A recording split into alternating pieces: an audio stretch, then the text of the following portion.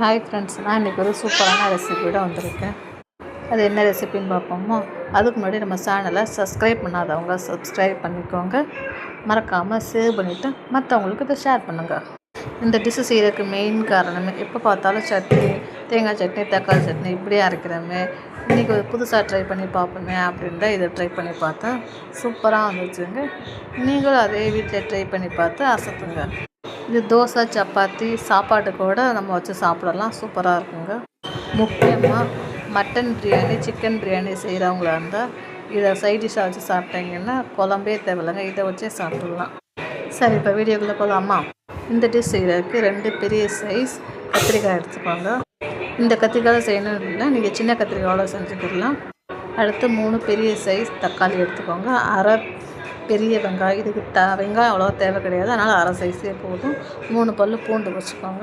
எல்லாத்தையும் நல்லா 1 by 1 போட்டு டீப் ஃப்ரை பண்ணிவிட்டு அது தோலை மெதுவாக வெளியே எடுத்துட்டு ஒரு மத்தை வச்சு நல்லா மசிச்சிருங்க.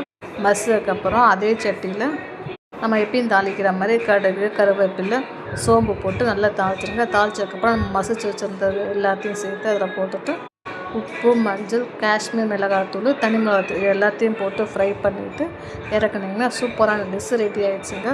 இந்த டிஷ்ஷு நம்ம அன்றாட என்னடா பண்ணணும்னு யோசிப்போம்ல, அதுக்கு பதிலாக தான் இந்த டிஷ். நீங்களும் ட்ரை பண்ணி பார்த்துட்டு எப்படி இருக்குன்னு கமெண்ட் பாக்ஸில் சொல்லுங்கள். பாய்.